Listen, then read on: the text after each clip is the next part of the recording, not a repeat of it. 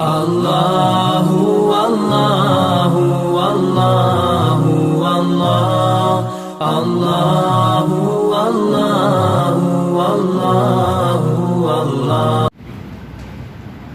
அல்லாஹ்வின் கருணையினால் என்று ஷுஆரா என்கிற சூரா வரையிலும் முடிந்திருக்கிறது. 19ஆம் ஜுசுவிலே 3/4 ஜுசு முடிந்திருக்கிறது. இன்று ஓதப்பட்ட 1/4 ஜுசுவிலே அல்லாஹ் ஜல்ல ஷானுஹு வ தஆலா ஹஜ்ரத் ஆயிஷா ரலியல்லாஹு அன்ஹா அவர்கள் சம்பந்தமாக ஒரு 18 ஆயத்துக்களை இறக்கினார். அவர்கள் சம்பந்தமாக தொடர்ச்சியாக 18 ஆயத்துக்களை இறக்க வேண்டிய தேவை ஏன் ஏற்பட்டது? அல்லாஹ் ஜல்ல ஷானுஹு வ தஆலா இந்த உலகத்துக்கு ஒரு உதாரணமாகவும் எடுத்துக்காட்டாகவும் உலகம் உள்ளளவும் நடைபெற போகின்ற பல்வேறு நிகழ்வுகளுக்கு அது தீர்வாகவும் ஆக வேண்டும் என்பதற்காக அல்லாஹ் இந்த நிகழ்வை நிகழ்த்தினார். அதற்காக அவர்கள் சோதிக்கப்பட்டார்கள் என்றுதான் சொல்ல வேண்டும். ஹஜ்ரத் நபிகள் நாயகம் ஸல்லல்லாஹு அலைஹி வஸல்லம் அவர்களை அல்லாஹ் சோதித்து அவர்களது துணைவியான ஹஜ்ரத் ஆயிஷா அம்மா ரலியல்லாஹு அன்ஹா அவர்களை அல்லாஹ் சோதித்து மாதக்கணக்கிலே கவலையில் ஆழ்த்தி இருக்க வைத்து இந்த உலகம் உள்ளளவும் இது போன்ற நிகழ்வு நிகழத்தான் செய்யும், இது போன்ற நிகழ்வுகள் நிகழும் போது நீங்கள் கடைபிடிக்க வேண்டிய அழகான நெறிமுறை என்ன என்பதை நமக்கு அல்லாஹ் சொல்லி காட்டுகிறார். பனி முஸ்தலக் என்கிற ஒரு போர், அந்த போருக்கு நபிகள் நாயகம் ஸல்லல்லாஹு அலைஹி வஸல்லம் அவர்கள் சஹாபிகளோடு செல்கிறார்கள். நபி அவர்கள் கலந்து கொண்டால் அந்த போருக்கு கஸ்வா என்று பெயர். நபி அவர்கள் கலந்து கொண்ட போர், அதிலே தனக்கு துணையாக மனைவிமார்களிலே ஹஜ்ரத் ஆயிஷாவை தேர்ந்தெடுத்து தன்னோடு அழைத்து சென்றார்கள். சென்று திரும்பி வருகிற போது சுய தேவைக்காக வேண்டி ஒரு இடத்திலே நிறுத்தி வைத்த போது கொஞ்சம் தூரமாக சென்றார்கள் ஹஜ்ரத் ஆயிஷா அம்மா. மீண்டும் திரும்பி வந்தார்கள், சுய தேவை முடிந்து வந்தார்கள். வந்த பிறகு தன்னுடைய ஹவுதஜ் என்று சொல்லப்படுகிற ஒட்டக தொட்டிலுக்குள்ளே ஏறுவதற்கு முன்பாக தனது கழுத்தில் இருந்த மாலையை காணவில்லை என்று உணர்ந்தார்கள். காரணம், அந்த மாலை இரவலாக வாங்கப்பட்டு ஹஜ்ரத் ஸைனபிடத்திலிருந்து வாங்கி தான் உடுத்தி இருந்தார்கள். அந்த மாலை காணவில்லை என்கிற போது 2 கவலை வந்தது. ஒன்று, மாலை காணவில்லை, இன்னொன்று அது இரவலாக வாங்கப்பட்ட மாலை. 2 கவலைகள் தொத்திக் கொண்டது. ஒரு கால் நாம் எங்கே போனோமோ அந்த இடத்தில் விழுந்திருக்குமோ, சரி கூட்டம் அதிகமாக இருக்கிறது, அனைவரும் அவரவர்களது தேவைகள் பூர்த்தியாகி கிளம்புவதற்கு தாமதம் ஏற்படலாம், அதற்குள்ளாக நாம் போய் எடுத்து வரலாம் என்று சென்றார்கள். ஆனால் சஹாபிகளிலே ஒரு சிலர் தன்னுடைய சுய தேவை முடித்து ஆயிஷா அம்மா வந்ததை பார்த்தார்கள். எனவே வந்ததை பார்த்த காரணத்தால் அவர்கள் ஒட்டக தொட்டிலுக்குள்ளே அமர்ந்திருக்கிறார்கள் என்று நினைத்துக் கொண்டு ஒட்டக தொட்டிலை எடுத்து மேலே வைத்து விட்டார்கள். நபிகள் நாயகம் ஸல்லல்லாஹு அலைஹி வஸல்லம் அவர்களும் கிளம்புங்கள் என்று சொல்ல அனைவரும் கிளம்பி சென்று விட்டார்கள். அந்த மாலையை தேடி தேடி எங்குமே கிடைக்காமல் கவலையோடு திரும்பி வந்தால் இங்கே ஒருவரையும் காணவில்லை, எல்லோரும் போயிருந்தார்கள். ஆனால் எந்த இடத்திலே தனது ஒட்டகம் இருந்ததோ அந்த ஒட்டக தொட்டிலிருந்து கீழே இறங்கும் போது அந்த மாலை அங்கேதான் விழுந்திருந்தது, அந்த இடத்திலேயே கிடந்தது. மாலை கிடைத்து விட்டது, ஆனால் எவருமே இல்லையே. எப்படியும் நபியவர்களுக்கு தெரியும் போது யாரேனும் அனுப்பி நம்மை அழைத்துக் கொள்வார்கள் என்கிற எண்ணத்திலே தான் போர்த்தி இருந்த அந்த போர்வையவே முழுமையாக போர்த்தி அதே இடத்தில் படுத்துக் கொண்டார்கள். நபிகள் நாயகம் ஸல்லல்லாஹு அலைஹி வஸல்லம் அவர்கள் சஃப்வான் இப்னு முஅத்தல் என்கிற சஹாபி ரலியல்லாஹு அன்ஹு பக்கி உமர் வாலே கிதாபில் எழுதுகிறார். வாலிபர் அல்ல, நல்ல வயோதிகம், பெரிய வயதை அடைந்த சஃப்வான் இப்னு முஅத்தலை, நீங்கள் கடைசியாக வாருங்கள், யாரேனும் பிரயாண சாமான்கள் எங்கேனும் விழுந்து கிடந்தால் அதையெல்லாம் எடுத்துக்கொண்டு வர வேண்டும் என்று நியமிக்கப்பட்டிருந்தார்கள். அவர்கள் கடைசியாக வருகிற போது இங்கே வந்து விட்டார்கள். பார்த்தால் ஆயிஷா அம்மா படுத்திருக்கிறார்கள். இன்னா லில்லாஹி வ இன்னா இலைஹி ராஜிஊன் என்று சொன்ன மாத்திரத்தில் விழித்துக் கொண்டார்கள்.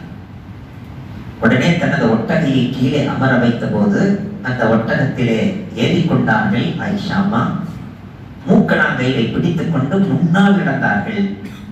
பின்னால் ஒட்டகம் வந்தது. நபியவர்கள் இருக்கும் இடத்தை அடைந்து விட்டார்கள். இவ்வளவுதான் நடந்தது. ஆனால் மதீனத்து மக்களிலே முனாஃபிகீன்கள் இருந்தார்கள். எதிர்பார்த்து கொண்டே இருந்தார்கள், ஏதேனும் காரணம் கிடைக்காதா என்று.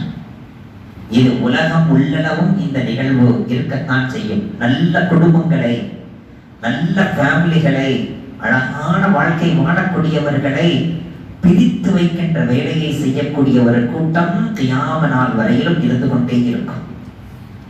அவர்கள் மீது குறைகளை தேடிக்கொண்டே இருப்பார்கள்.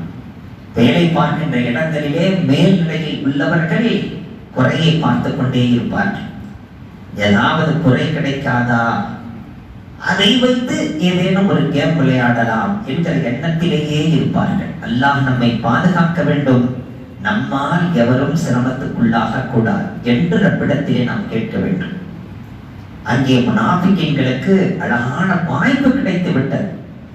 என்ன சொன்னார்கள்? தனிமை என்று வருகிற போது அவர்கள் ஏதாவது பேசாமலா வந்திருப்பார்கள்? தனிமை என்று வருகிற போது அவர்களுக்கு மத்தியிலே தொடர்பு ஏற்படாமலா போயிருக்கும் என்றெல்லாம் பேசி நபி அவர்களின் உள்ளத்தை மிகவும் சிரமப்படுத்தி விட்டார்கள். ஆனால் ஆயிஷாமாவுக்கு ஒண்ணுமே தெரியவில்லை. ரலியல்லாஹு அன்ஹா எதுவுமே தெரியவில்லை. சொல்கிறார்கள், நான் மாத கணக்கிலே உடல்நலம் சரியில்லாமல் வீட்டிலே இருந்தேன்.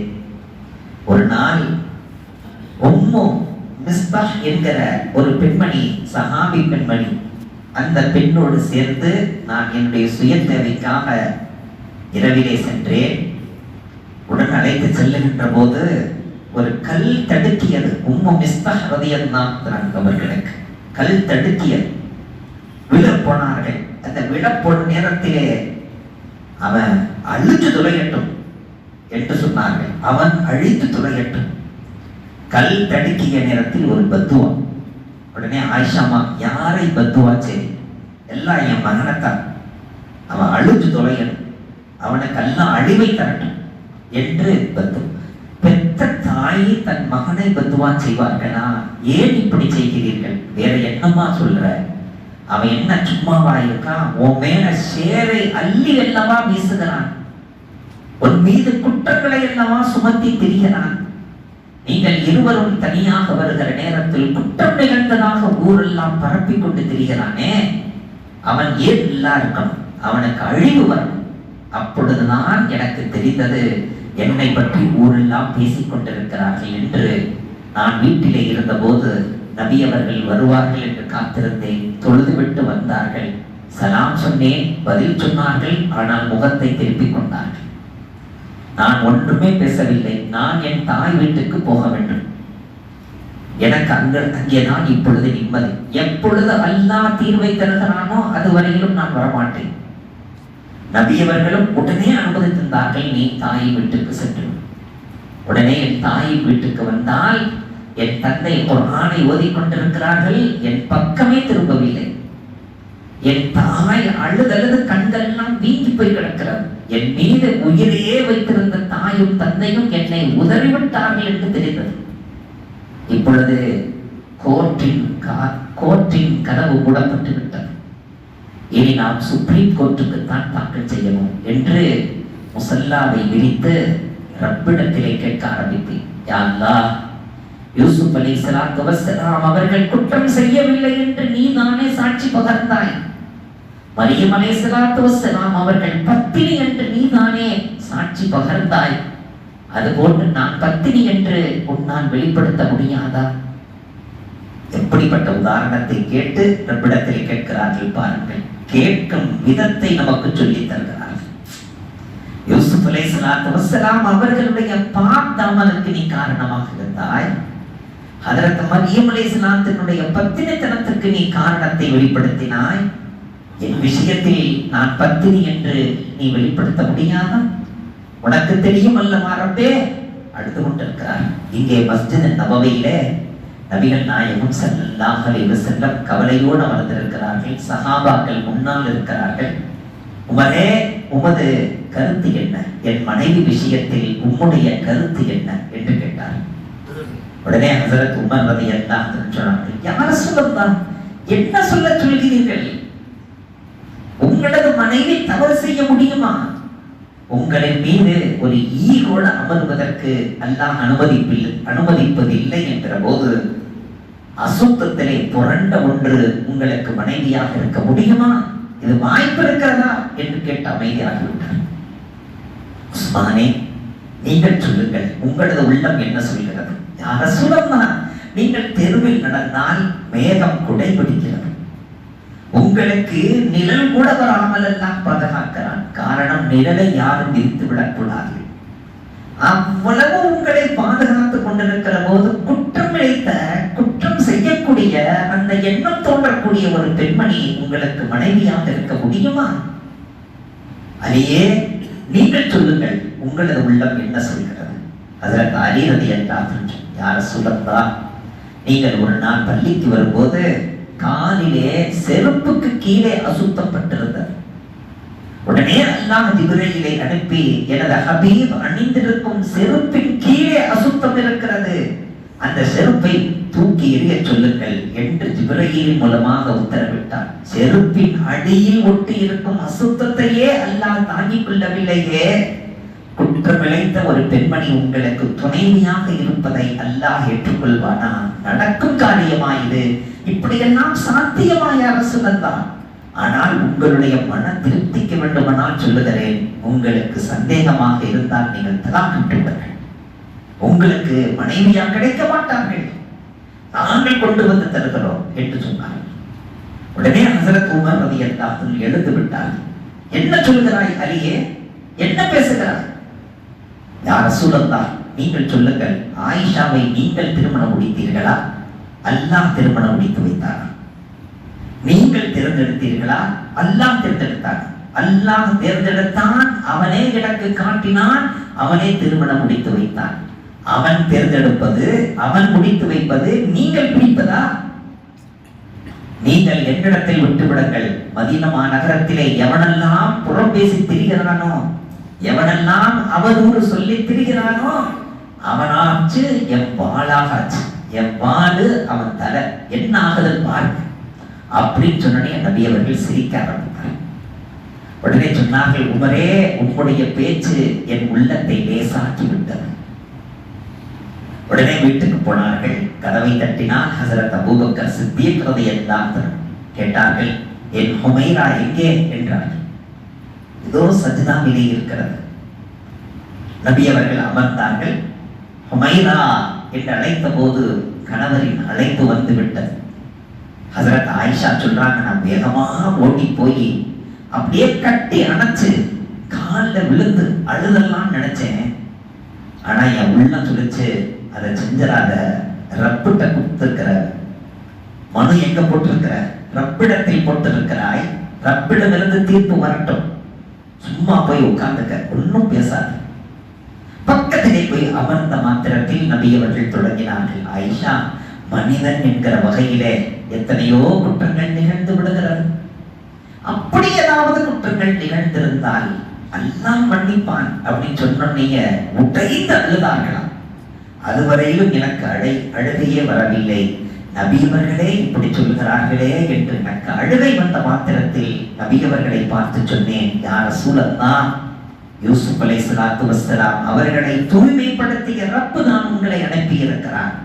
மரியம் அலைஹிஸ்ஸலாத்தை தூய்மைப்படுத்திய ரப்பு தான் உங்களை அனுப்பி வைத்திருக்கிறான். அவன் தான் உங்களுக்கு என்னை மனைவியாக ஆக்கியிருக்கிறான். நான் சுத்தம் என்று என் ரப்பு சொல்லுவான் அப்படின்னு சொல்லிக்கிட்டு இருந்த நேரத்திலேயே நபி அவர்களுக்கு வகி இறங்க ஆரம்பித்தார். நபி அவர்கள் மீது துணியை பொருத்தினால் துணியெல்லாம் ஈரமாகி அந்த துணியை மேலிருந்து எடுத்த போது சொன்னார்கள், சிரித்த முகமாக சொன்னார்கள், ஆயிஷாவே, உன் விஷயத்தில் அல்லாஹ் ஆயத்தை இறக்கி விட்டான். நீ பரிசுத்தமான பெண் என்று இறக்கிவிட்டான். அல் ஹபீஸாத்து லில் ஹபீஸீன் வல் ஹபீஸூன லில் ஹபீஸாத் வத்-தய்யிபாத்து லித்-தய்யிபீன் வத்-தய்யிபூன லித்-தய்யிபாத். அல்லாஹ் ஆயத்தரக, நீ சுத்தமாக இருந்தால் உன் மனைவி நிச்சயம் சுத்தமானவள். நீ தரிகட்டு போனால் நிச்சயமாக உன் மனைவியும் தரிகட்டு போவாள். உன்னை வைத்து நீ முடிவெடு. உன் மனைவி நல்லவளா சுத்தமானவளா இல்லையா என்பதை உன்னுடைய நடவடிக்கை வைத்து முடிவெடு. நான் காத்தமன் நபியாக வந்திருக்கிறேன். நான் சர்தாரே தோஜஹானாக இருக்கிறேன். குற்றங்கள் அனைத்திலிருந்தும் பாதுகாக்கப்பட்டவனாக நான் இருக்க என் மனைவி நிச்சயமாக தவறிழைத்தவளாக இருக்க முடியாது. அவள் பத்தினி சுத்தமானவள் என்று அல்லாஹ் ஆயத்தை இறக்கிவிட்டான் என்று சொன்னான். உடனே உள்ளிருந்து அம்மா சொன்னாங்க ஆயிஷாவை பார்த்து, ஆயிஷா நன்றி சொல், நபியவர்களுக்கு நன்றி சொல், சுக்ரியா போலோ. உடனே நபியவர்களை பார்த்து ஆயிஷா சொன்னாங்க, இவருக்கா நான் நன்றி சொல்லணும்? இவருக்கு நான் நன்றி சொல்ல மாட்டேன். இவரும் சேர்ந்தல்லவா என்னிடத்தில் தவறு என்பது இயல்புதான், மன்னிப்பான் அல்லான்னு சொன்னாரா இல்லையா? அதனால நன்றி இவருக்கு நான் சொல்ல மாட்டேன். கணவன் என்கிற வகையிலே, ஒரு சராசரி மனைவி என்கிற வகையிலே அந்த ரோஷம் இருக்கத்தானே வேண்டும். இவருக்கு நான் நன்றி சொல்ல மாட்டேன். இவரின் மீது, நபியவர்களின் மீது அல்லாஹ் இறக்கி வைத்தானே வகையை, அவனுக்குத்தான் நன்றி செலுத்துவேன்.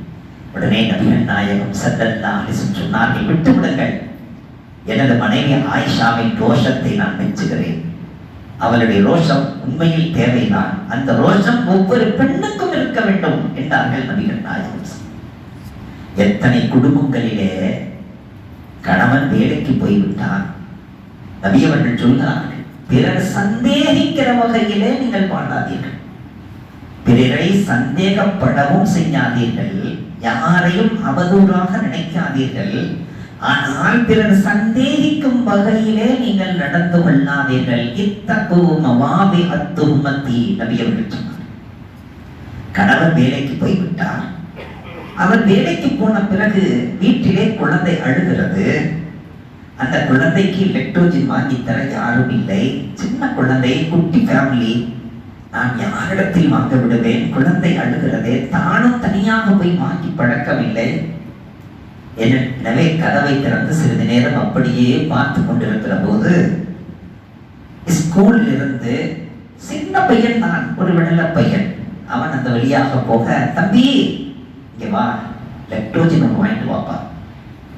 உடனே அவன் போய் லெக்டோஜினை வாங்கி வந்தான். அவன் வாங்கி வந்து கொடுத்தான், அவன் சென்று விட்டான்.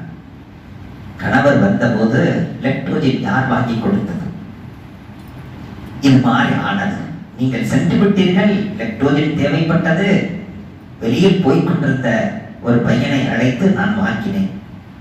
இது எத்தனை நாளா இந்த மாதிரி நடக்குது கேட்டேன். அங்கிருந்து தொடங்கி அவர்களது வாழ்க்கையே பணாவாகும் அளவுக்கான, சந்தேகிக்கிற அளவுக்கு ஏன் இல்லை என்று தெரிகிறது, குறைந்து விட்டது என்று தெரிகிறது, இவ்வளவுதான் மிச்சம் இருக்கிறது என்று தெரிகிறது. கணவனை பாடாய் படுத்தி முன்னாலே வாங்கி வைக்கணும்.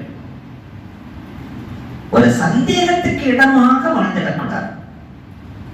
என்ன வேணும்னாலும் எனக்கு போன் அடி, நான் ஆபீஸ்ல நேரத்தை போட்டுட்டு லீவ் போட்டாலும் நான் வாங்கி தரேன் சொல்லணும்.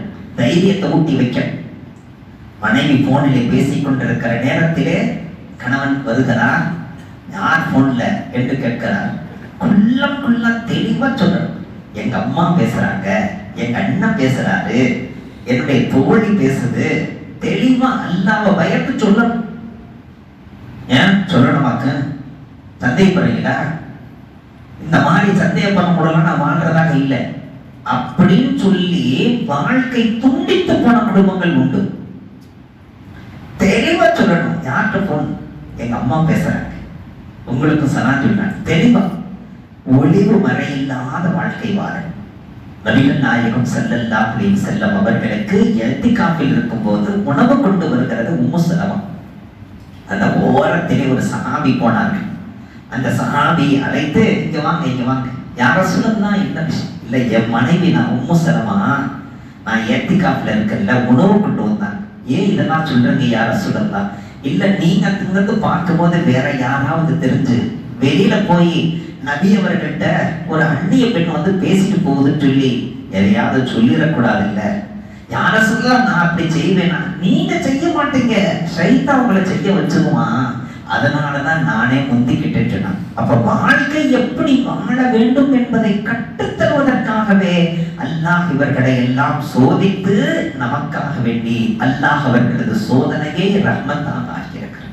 புரிந்து வாழும் பாக்கியத்தை அல்லாஹ் நம் அனைவருக்கும்